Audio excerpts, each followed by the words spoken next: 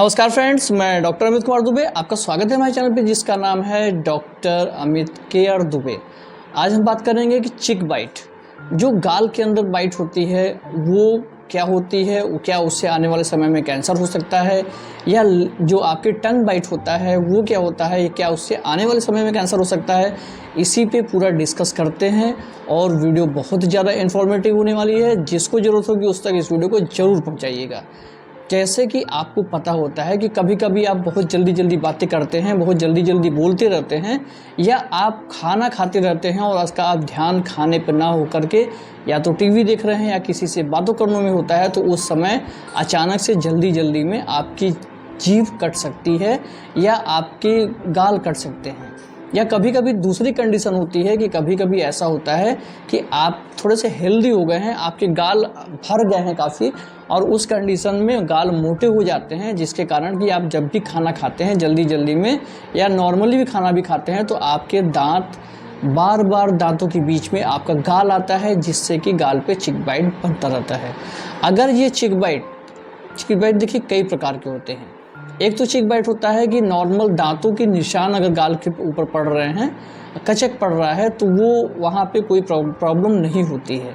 लेकिन एक चिक बाइट ऐसा होता है कि वो कभी कभार मतलब कि दांत शार्प हो गए हैं, जिसके कारण कि वहाँ पे अल्सरेशन हो गया, वहाँ पे अल्सर फॉर्मेशन हो गया, उसके बाद वो चिक बाइट हो गया। लेकिन एक चिक बाइट ऐसा होता है कि एक ही जगह पे बार बार दांत से कट रहा है, तो वहाँ पे वो जो चिक बाइट होता है वो ठीक नहीं होता है।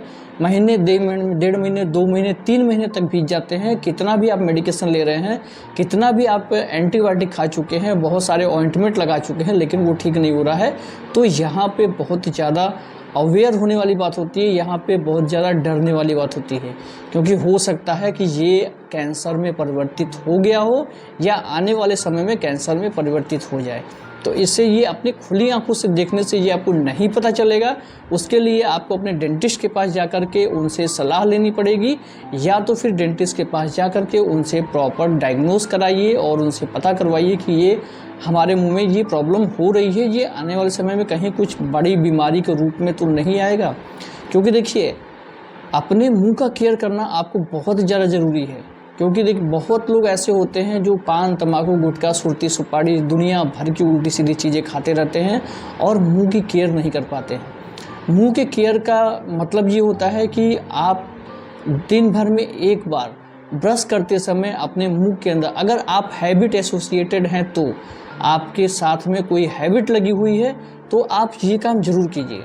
आप दिन भर में एक बार ब्रश करते समय अपने मुंह के अंदर, अपने मुंह की पूरी ओरल कैविटी को अच्छे से ऑब्जर्व कीजिए, अच्छे से चेक कीजिए कि किसी प्रकार की अल्सरेशन नहीं है, किसी प्रकार की वहाँ पे चिक बाइट नहीं है, या किसी प्रकार की टंग बाइट नहीं है, या किसी प्रकार का वुंड फॉर्मेशन आपके मुंह के अंदर नहीं है ना।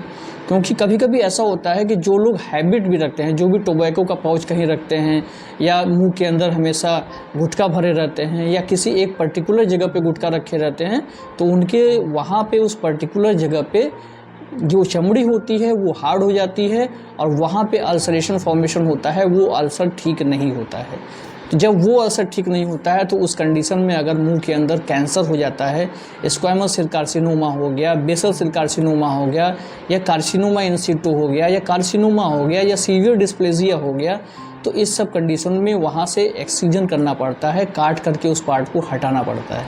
और काट के हटाने का मतलब होता है कि आपके एस्थेटिक की जो संरचना है उसमें बहुत ज़्यादा परिवर्तन आ जाएगा। आप देखने में भी जो नॉर्मल पर्सन होते हैं वैसे नहीं दिखाई देंगे, बहुत सारी चीज़ें आपके लाइफ में परिवर्तित आ जाएंगी। इसलिए समय रहते ही अपने आप को सुधारना ज़्यादा ज़रूरी होता है। मतलब आप अगर मुंह के अंदर थोड़ा बहुत भी चेंजेस आ रहे हैं, तो उसको अवेयर होकर के अपने हैबिट को वहीं पे छोड़ देंगे और कुछ मेडिकेशन करेंगे, तो ये आपकी हो सकता है कि जो बड़ी प्रॉब्लम में आप फंसने वाले थे वो बहुत जल्दी से आप ठीक हो सकते हैं। लेकिन कभी कभी होता क्या है कि पेशेंट मैक्सिमम, कभी कभी छोड़िए, मैक्सिमम पेशेंट ऐसे होते हैं कि वो अवेयर तो होते हैं इस चीज़ से, डरते भी हैं इस चीज़ को लेकर के, लेकिन अगर वो गुटखा तम्बाकू छोड़ने के लिए बोला जाए तो वो गुटखा तम्बाकू नहीं छोड़ेंगे, बाकी डरेंगे, मेडिकेशन करेंगे और बार बार यूट्यूब पे भी सर्च करेंगे, बार बार डॉक्टर्स को फ़ोन कर लगा लगा के पूछेंगे कि सर ऐसा है कि मुझे ये प्रॉब्लम है, ठीक नहीं हुआ, ये प्रॉब्लम है, ठीक नहीं हुआ, कई महीने से ये प्रॉब्लम है, बहुत सारी मेडिकेशन भी कर लिया, ठीक नहीं हुआ। भैया आप ठीक कैसे होगे जब आप पान, तंबाकू, गुटखा, सुरती, सुपारी आप लगातार खा रहे हो और ये छोड़ ही नहीं रहे हो, साथ में आप दवा कर रहे हो। क्योंकि देखिए, अगर कोई भी अल्सर मुंह के अंदर है और वहाँ पे बार बार रगड़ खा रहा है तो उस मेन रगड़ खाने वाले चीज़ को हटाना वहाँ से ज़रूरी होता है। या फिर अगर आपके हैबिट से किसी प्रकार की मुंह के अंदर चेंजेस आ रहे हैं तो आपको हैबिट छोड़ना ज़रूरी होता है, ना कि आप बार बार मेडिकेशन करेंगे और बार बार चीज़ें सही करेंगे। क्योंकि अगर आपके मुंह के अंदर ओरल सम्यूकस फाइब्रोसिस है, ल्यूकोप्लेकिया, बहुत लोग बोलते हैं कि ल्यूकोप्लेकिया ठीक नहीं होता है, मैं बोलता हूं कि ल्यूकोप्लेकिया 100% ठीक होता है अगर आप सही से उसका इलाज करें।